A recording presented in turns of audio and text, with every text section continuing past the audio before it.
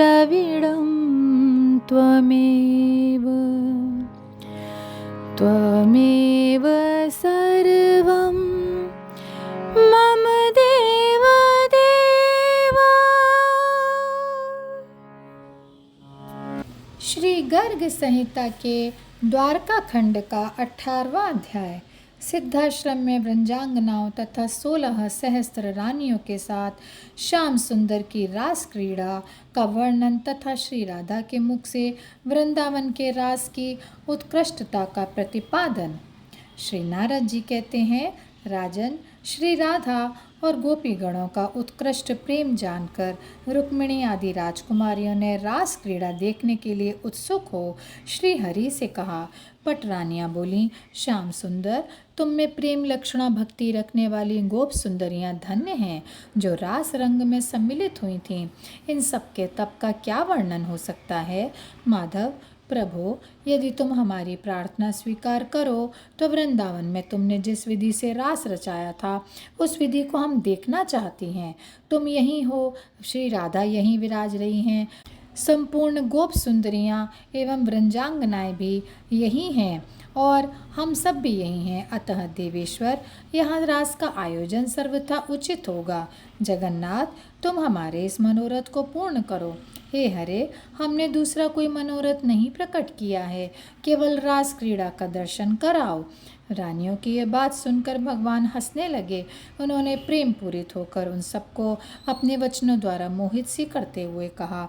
श्री भगवान बोले, अंगनाओं, राजेश्वरी श्री राधा के मन में भी रास क्रीड़ा की इच्छा हो तो यहाँ रास हो सकता है, अतः तुम ही सब जाकर उनसे पूछो।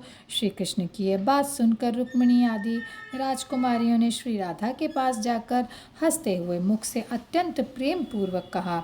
श्री रानियाँ बोलीं, रंभोरु, चंद्रवदने, व्रज सुंदरियों की स्वामिनी, रासेश्वरी, प्रियतमे, सखी, शील रूपिणी, रास में कीर्ति रानी के कुल की कीर्ति बढ़ाने वाली शुभांगी, हम सब तुम्हारी सखियाँ तुमसे एक बात पूछने आई हैं।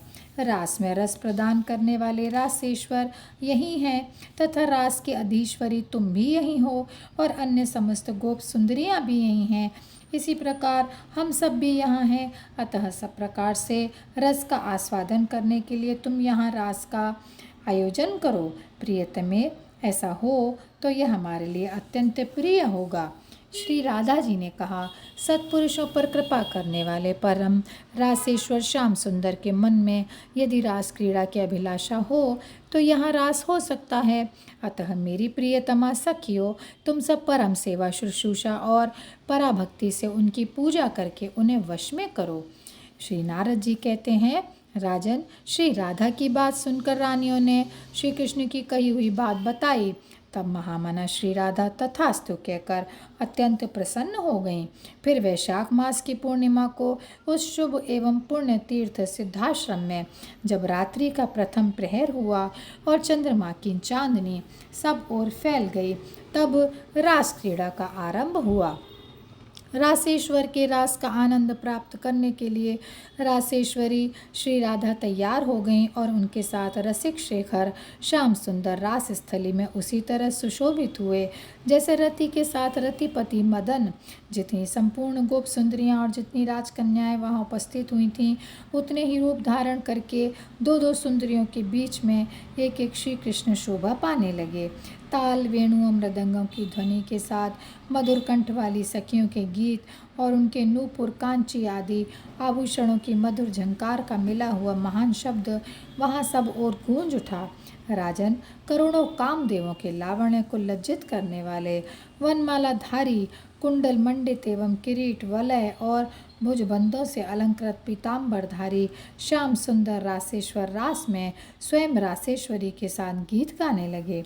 विदेहराज, जैसे तारागणों से घिरा हुआ चंद्रमा शोभा पाता है, उसी प्रकार रासेश्वर श्री कृष्ण उन सुंदरियों के साथ शोभा पा रहे थे। मिथिलेश्वर, इस प्रकार वह महानंदमयी संपूर्ण शुभ निशा रास मंडल में एक क्षण के समान व्यतीत हो गई। श्री रास मंडल की शोभा देख रुक्मिणी आदि समस्त पटरानियां परमानंद को प्राप्त हो गईं। उन सब का मनोरथ पूर्ण हो गया। रास की समाप्ति होने पर रुक्मिणी आदि रानियों ने प्रेम परवश होकर साक्षात परिपूर्णतम पुरुषोत्तम श्री कृष्ण से कहा। रानियां बोली, प्रभु, मनोहर रास रंग में आपकी रूप माधुरी देखकर हमारा मन उसी प्रकार आत्मानंद में निमग्न हो गया जैसे ज्ञानी मुनि ब्रह्मानंद में डूब जाते हैं।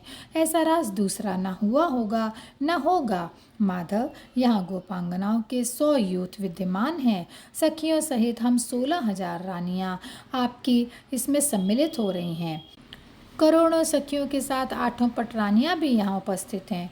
माधवेश्वर, ऐसा राज तो वृंदावन में भी नहीं हुआ होगा। श्री नारद जी कहते हैं, राजन, इस प्रकार अभिमान प्रकट करने वाली रानियों की बात सुनकर श्याम सुंदर श्री हरि हंसने लगे और बोले, यहाँ का राज सर्वोत्कृष्ट है या वृंदावन का, यह तुम राधा से ही पूछो। तब सत्यभामा आदि सब रानियों ने मनोहारिणी श्री राधा से इसके विषय में पूछा। श्री राधा मनी मन कुछ हंसती हुई यह उत्तम बात बोली।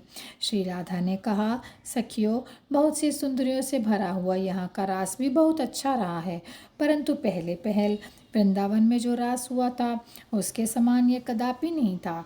यहाँ दिव्य वृक्षों और लताओं से व्याप्त, प्रेम के भार से झुकी हुई लता वल्लरियों से विलसित और मधुमत्त मधुपों से सुशोभित वृंदावन कहाँ है? पुष्प समूहों को बहती हुई फूलों के छाप से अलंकृत श्यामपट की भांति शोभा पाने वाली हंसों और पद्म वनों से व्याप्त यमुना नदी की यहाँ कहाँ उपलब्ध है? फूलों के भार से झुकी हुई माधवी लताएं यहाँ कहाँ दिखाई देती हैं? प्रेम परवश पक्षी कहाँ मधुर स्वरों में गान कर रहे हैं? चंचल भ्रमर पुंजों से युक्त कुंज और दिव्य मंदिरों से मंडित निकुंज यहाँ कहाँ सुलभ हैं? कमलों के पराग को लेकर शीतल मंद सुगंध वायु यहाँ कहाँ बह रही है? ऊंचे ऊंचे मनोहर शिखरों से सुशोभित, सर्वत्र फल फूलों से संपन्न तथा सुंदर कंदराओं से अलंकृत महाकाय गजराज की भांति शोभा पाने वाला गिरिराज गोवर्धन यहाँ कहाँ दृष्टिगोचर होता है? जहाँ वायु ने कोमल बालू का संचय कर रखा है, यमुना के उस रमणीय पुलिन पर वंशी और बैंत की छड़ी धारण किए है, मल्ल अथवा नटवर के वेश में विराजित श्याम सुंदर की झांकी यहाँ कहाँ मिल रही है? इस स्थान पर श्री कृष्ण के लिए वनमाला से विभूषित श्रृंगार कहाँ उपलब्ध हैं? श्याम सुंदर की काली घुंघराली और सुगंध युक्त अलकावलियों का दर्शन यहाँ कहाँ होता है? श्री कृष्ण के स्निग्ध कपोलों से मनोहर मुख पर दोनों ओर कुंडलों का हिलना डुलना कहाँ दिखता है? उनके मुख पर पत्र रचना कहाँ की गई है? कहाँ सुगंध के लोभ से भ्रमरावलियाँ टूटी पड़ती हैं? वह कहाँ वह प्रेमपूर्ण निरीक्षण, स्पर्श और हर्षोल्लास यहाँ सुलभ हुआ है? कामदेव के तीखे बाणों को तिरस्कृत करने वाली नेत्र कोणों से निहारने पर जो कटाक्षपात जनित रस प्रकट होता है, वह यहाँ कहाँ प्राप्त हुआ है? दोनों हाथों से एक दूसरे को पकड़कर खींचना, हाथ से हाथ छुड़ाना, निकुंज में छिपना, सामने होने पर भी दिखाई न देना आदि लीलाएं यहाँ कहाँ दिखाई देती हैं? यहाँ चीर उठा लेना अथवा वंशी और बेंत को चुरा लेना कहाँ संभव हुआ है? प्रेम से दोनों भुजाओं द्वारा परस्पर खींचकर हृदय से लगाना, बार बार एक दूसरे को पकड़ना, श्याम सुंदर की बाहों पर चंदन का लेप लगाना आदि बातें यहाँ कहाँ संभव हुई हैं? जहाँ जहाँ की जो लीला है वहीं वहीं वह शोभा पाती है। जहाँ वृंदावन नहीं है वहाँ मेरे मन को सुख नहीं मिल सकता। नारद जी कहते हैं, श्री राधा की ये बात सुनकर सारी पटरानियों ने अपने रास संबंधी अभिमान को त्याग दिया।